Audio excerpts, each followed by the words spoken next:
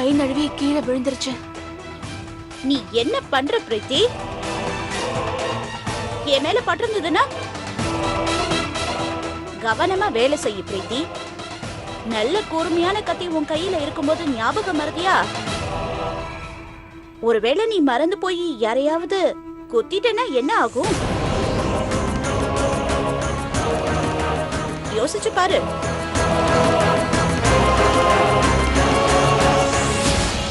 அட கடவுளே, என்ன பண்றது? எவ்வளவு ஆசைப்பட்டு என் அண்ணனும் அண்ணியும் தான் பையன்களுக்கு கல்யாணம் பண்ணி வச்சாங்க. மருமக வீட்டுக்கு வந்தா நிம்மதியும் சந்தோஷமும் இருக்கும்னு நினைச்சாங்க. ஆனா இவங்கெல்லாம் என்னன்னா ஒருத்தர் மாத்தி ஒருத்தர் பிரச்சனையை கொண்டு வந்துகிட்டே இருக்காங்க. பிரீத்தி, அவங்க சொல்லிட்டு போற எதையும் நீ பெருசா மனசுல வச்சுக்காத. அவங்கள பத்தி தான் உனக்கு நல்லா தெரியும்ல. ஒருத்தரையும் அவங்க விட மாட்டாங்க. மாமாவும் அவங்கள எவ்வளவு திட்டி பார்த்துட்டாரு. கேப் கிடைச்சா போதும் என்ன குறை சொல்லுவாங்க, ஆர்த்தியை குறை சொல்லுவாங்க. இப்போ உன்ன சொல்லிட்டு இருக்காங்க. மருமகளுங்களை கொடுமைப்படுத்துற மாமியார்னு காட்டிக்க பாக்குறாங்க. வேற ஒண்ணும் இல்ல. முழுக்க முழுக்க அவங்களையும் குறை சொல்லிட முடியாது. ஏன்னா அவங்களும் அவங்க வாழ்க்கையில நிறைய பிரச்சனை பார்த்திருக்காங்க, நிறைய கஷ்டப்பட்டிருக்காங்க. அதனாலதான் அவங்களோட சுபாவம் இப்படி மாறிடுச்சுன்னு நினைக்கிறேன். அதுக்காக நாம அவங்க சொல்ற எதையும் பெருசா எடுத்துக்க கூடாது. பிரீத்தி, இந்த நேரத்துல உன் மனசு என்ன பாடுபடும் எனக்கு நல்லா தெரியும். நீ வேணா பாரு, சீக்கிரமாவே இந்த பிரச்சனையில இருந்து நீ வெளியே வந்துருவ. வீட்டுல இருக்கிற எல்லாரும் அந்த முயற்சியை தான் பண்ணிட்டு இருக்காங்க. முக்கியமா உன்னோட 2 அத்தான்களும் உன்னை எந்த பிரச்சனையிலயும் சிக்க விட மாட்டாங்க. அப்புறம் நீ எதுக்காக கவலைப்படுற? சரி வா, நிறைய வேலை இருக்கு, நம்ம போய் வேலையை பார்க்கலாம்.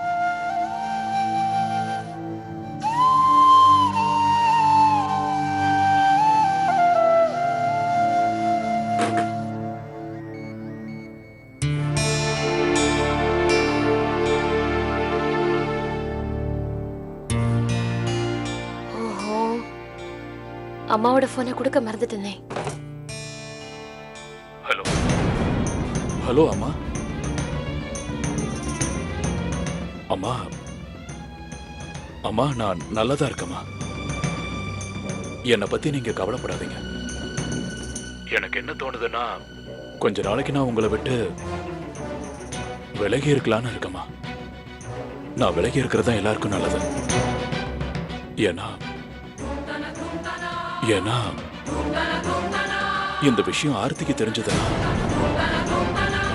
அப்புறம் நம்ம சொல்றதெல்லாம் பொய்ன்னு தெரிஞ்சிருமா. அதுக்கப்புறம் என்ன ஆகுன்னு தெரியாதுமா. சரிதானம்மா? ஹலோ ஹலோ அம்மா, நீங்க கேக்குறீங்களா? ஹலோ.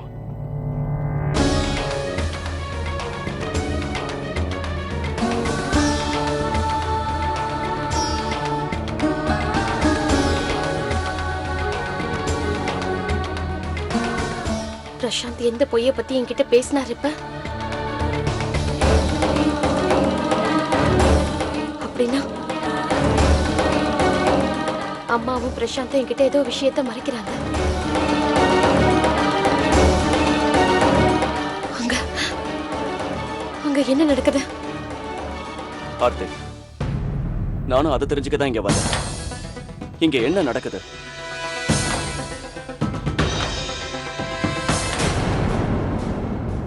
ஒண்ணும் இல்லைங்க. ஆர்த்தி, நீங்க 1ஆம் நம்பர் பிடிவாதக்காரி. நீங்க என்கிட்ட எதையும் சொல்ல மாட்டீங்கன்னு எனக்கு தெரியும். நான் இப்பவே ஷோபா ஆண்டி கால் பண்றேன். உங்களை பத்தி கம்ப்ளைண்ட் பண்ண போறேன். இதை சாக்க வச்சு நான் அருண் கிட்டையும் பேசிடலாம். உண்மையிலேயே அவனை நான் ரொம்ப மிஸ் பண்றேன்.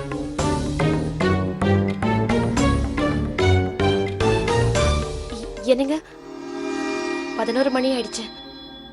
அம்மாவும் தூங்கி இருப்பாங்க, அருணும் தூங்கி இருப்பாங்க. 11 மணி ஆயிடுச்சா? ஆர்த்தி, வாங்க, நீங்க வந்து படுங்க. டாக்டர் என்ன சொல்லிருக்காரு ஞாபகம் இருக்குல்ல? கரெக்டான டைமுக்கு சாப்பிடணும், நல்லா தூங்கி ரெஸ்ட் எடுக்கணும். வாங்க. இல்ல, கொஞ்சம் இருங்க, கொஞ்சம் வேலை பேலன்ஸ் இருக்கு, நான் அப்புறம் ஆர்த்தி, தூங்குறேன். எல்லா வேலையும் நான் பாத்துக்கிறேன். வேலையை விட உங்க ஹெல்த் தான் ரொம்ப முக்கியம். நீங்க வந்து ரெஸ்ட் எடுத்துக்கங்க. வாங்கன்னு சொல்றேன்ல, உட்காருங்க.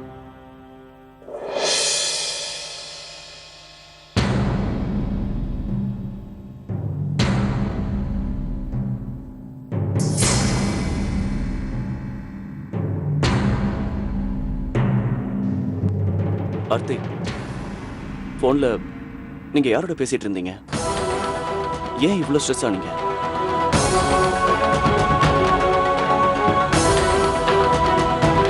என்னங்க நீங்க? ஆர்த்தி, நீங்க படுத்துக்கிட்டே பதில் சொல்லலாம். உங்களோட எல்லா கவலைகளையும், உங்களுக்கு ஏற்படுற எல்லா ஸ்ட்ரெஸ்ஸையும் என்கிட்ட விட்டுடுங்க. என்னங்க? இப்ப நான் வேணா உங்களுக்கு தாலாட்டு பாடவா? ம், சரி, தூங்குங்க.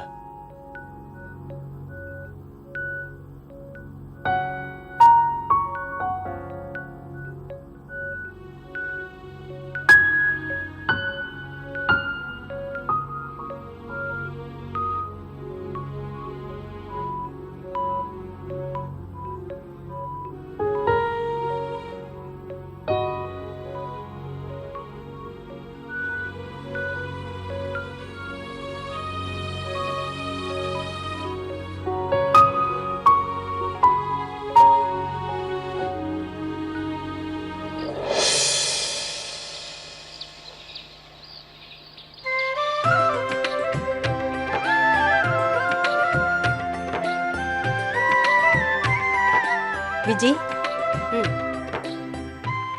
நல்லா இருக்கும். சின்ன மருமகளே, இது உனக்கு. தேங்க்யூ அத்தை. நல்லா இருமா.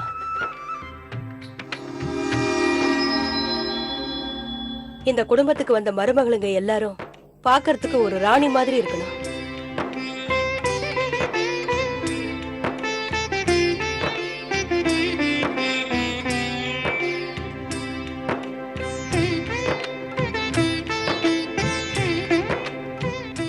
ஆர்த்தி மருமகளே,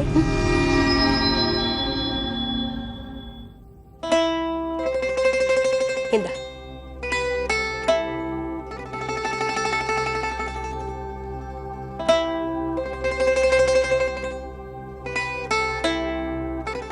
எப்படி இருக்கு? ரொம்ப அழகா இருக்கு அத்தை. தேங்க்யூ.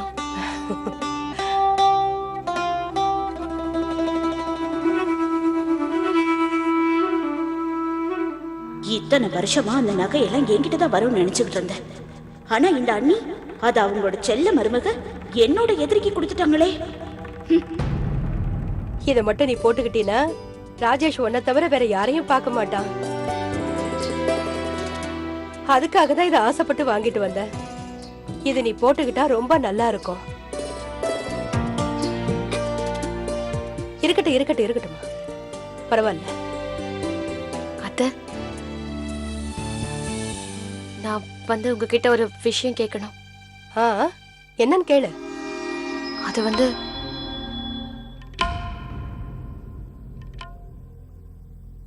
நான் கொஞ்ச நாளைக்கு அம்மா வீட்ல இருந்துட்டு வரேன். இன்னைக்கு சுமங்கலி பூஜை நம்ம வீட்ல நடந்துகிட்டு இருக்கு. இன்னைக்கு போய் அம்மா வீட்டுக்கு போறேன்னு சொல்ற? இன்னைக்கு ஒரு நாளைக்காவது இந்த வீட்ல இருக்கிற வழியை பாரு. எல்லாரும் என்ன சொல்லுவாங்க? நீ இந்த ஆர்த்திக்கு தன்னோட மாமியார் வீட்டை பத்தி கவலை இல்லைன்னு தானே சொல்லுவாங்க. இனிமே நீங்க தான் இவளுக்கு புரிய வைக்கணும். அண்ணி, நான் ஏதாவது சொல்லிட்டேன்னா அப்புறம் அண்ணன் என்னதான் திட்டுவாரு. இங்க பாருங்க, அவங்க சரியாதான் சொல்றாங்க. நீ ஒரு வேலை பண்ணு. இன்னைக்கு பூஜை முடியட்டும், நாளைக்கு அம்மா வீட்டுக்கு போலாம். சரியா?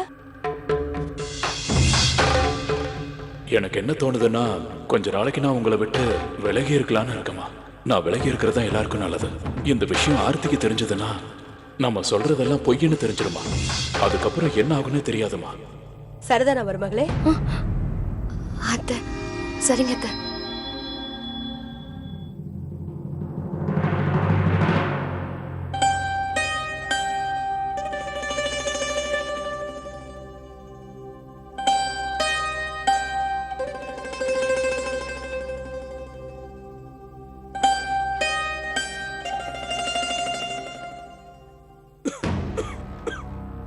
ஷோபா, ஷோபா, பிரசாந்த், பிரசாந்த், அம்மா,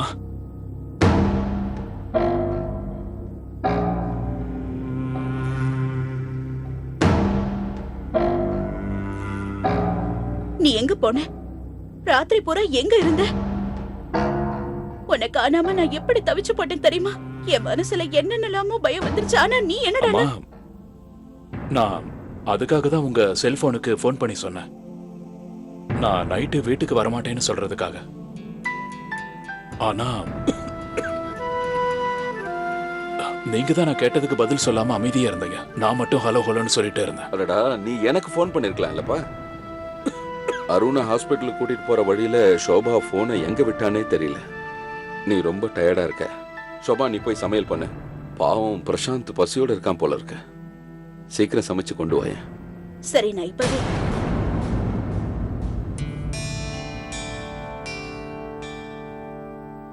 பிரசாந்த், அருண் ஸ்கூலுக்கு போயிருக்கான்.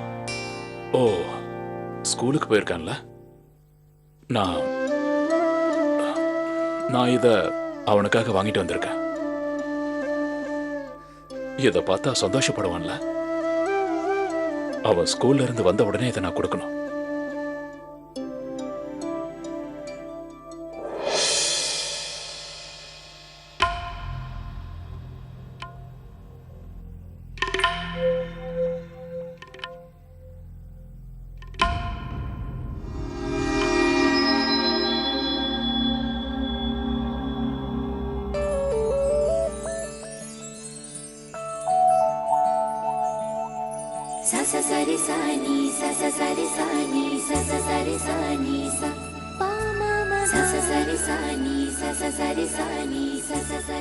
பாத்தீங்களா மேடம், உங்க 3 மருமகங்க கையிலயும் மெஹந்தி போட்டுட்டேன். கல்யாண பொண்ணு மாதிரியே இருக்காங்கல்ல? இல்ல? ஆமா அத்தை, பாத்தீங்களா? அழகா இருக்குல்ல? ஆமா, ரொம்ப அழகா இருக்கு. சின்ன மருமகளே, நல்லா இருக்கு. ஆர்த்தி, உன் கையும் ரொம்ப அழகா இருக்கு. இந்தாம்மா, இத வச்சுக்க. தேங்க்யூ. நான் கை கழுவிட்டு வந்துடுறேன். ம்.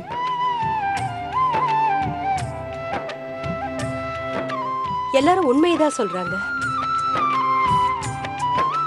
நான் ரொம்ப பாக்கியசாலிதான்.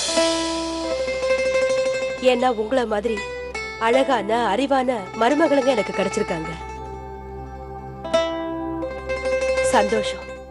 என் குடும்பத்து மேல யாரோட கண்ணு படாம நான் பாத்துக்கணும். அது போதும்.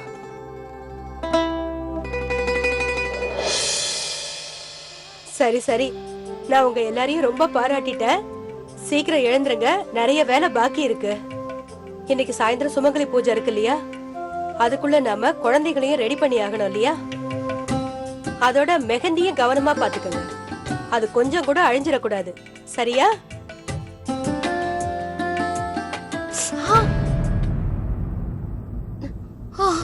ஆர்த்தி, என்னமாச்சு? உனக்கு ஒண்ணு ஆகல? அத்தை, நான் நல்லா தான் இருக்கேன். ரொம்ப நேரமா ஒரே இடத்துல உட்காந்துருந்தேன்ல, அதான் முதுகுல மூச்சு பிடிச்சுக்கிச்சுன்னு நினைக்கிறேன். ஓ, இதெல்லாம் என்னோட தப்புதான். ஒரே இடத்துல இப்படியே உட்காந்துகிட்டு இருந்தா அந்த மாதிரி வலிக்கதான் செய்யும். ராஜேஷ், இங்க பாப்பா.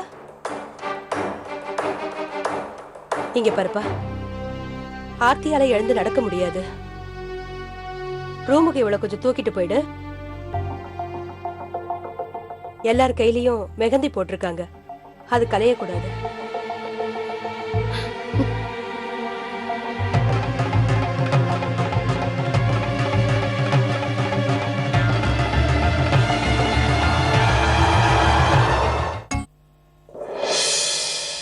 என்னப்பா பாத்துக்கிட்டே நிக்கிற? போ, போய் அவளை தூக்கிட்டு போ. ராஜேஷ், அவளுக்கு உடம்பு சரியில்லைல்லப்பா.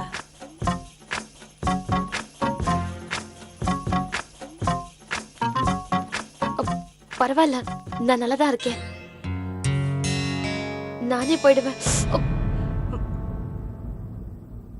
அடி, என்னடா பாத்துக்கிட்டு இருக்க? நான் தான் சொல்றேன்ல, அவளால எழுந்திருக்கவே முடியல. சீக்கிரம் பார்த்து தூக்கிட்டு போ.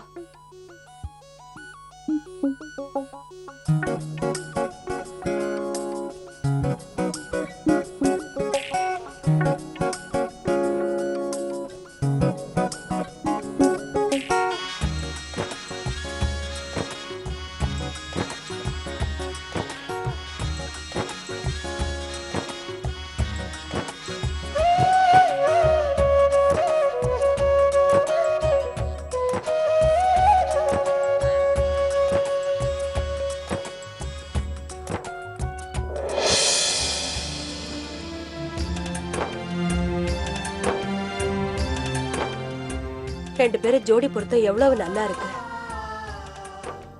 கடவுளே, இவங்க மேல யாருடைய கண்ணும் பட்டுடக்கூடாது. இவங்க ரெண்டு பேருக்கும் இடையில எந்த பிரச்சனையும் வரக்கூடாது.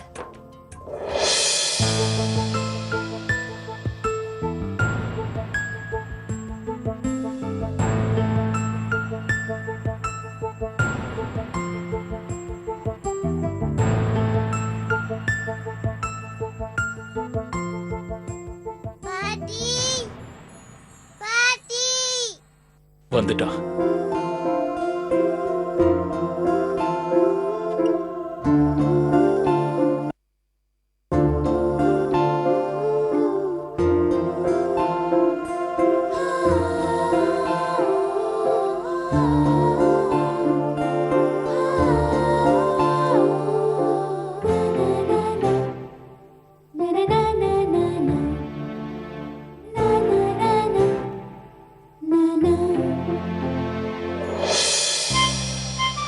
இந்த gift யாருக்கு?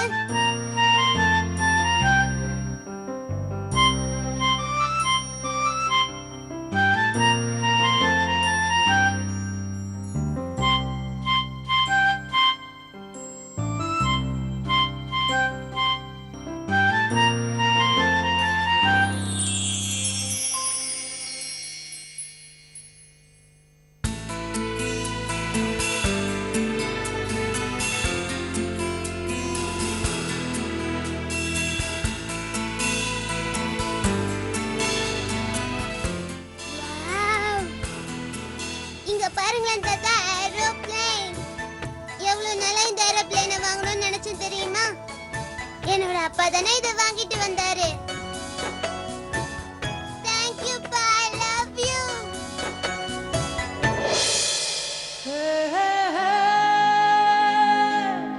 அப்பா,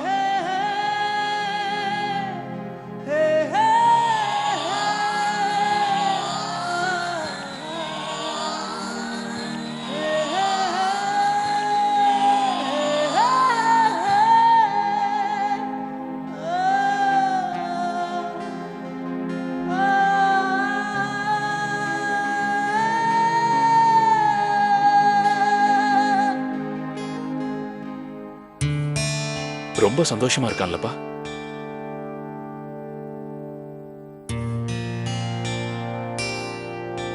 அப்பா, உண்மைய சொல்ல போனா அப்பா பையங்கிற உறவு என்னன்னு எனக்கு இப்பதான் புரியுது. நான் லலித்பூர் ஹாஸ்பிட்டல்ல அருணை பார்த்து பேசும்போது அவன் என்கிட்ட குழந்தைத்தனமா சொன்னான். அவனுக்கு அவனோட அப்பா கூட இல்லைன்னு சொன்னான். அவன் அவனோட அப்பாவுக்கு லெட்டர் எழுதுவானா. அவனுக்கு என்ன வேணும்னாலும் லெட்டர் எழுதி தான் கேட்பானா.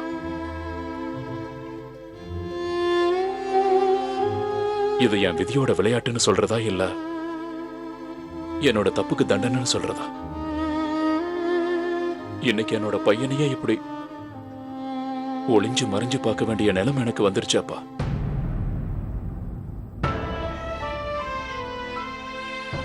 அப்பா, நான் என்னோட குடும்பத்தை வேறொருத்தனோட கையில ஒப்படைக்காம இருந்திருந்தா நல்லா இருந்திருக்கும்லப்பா.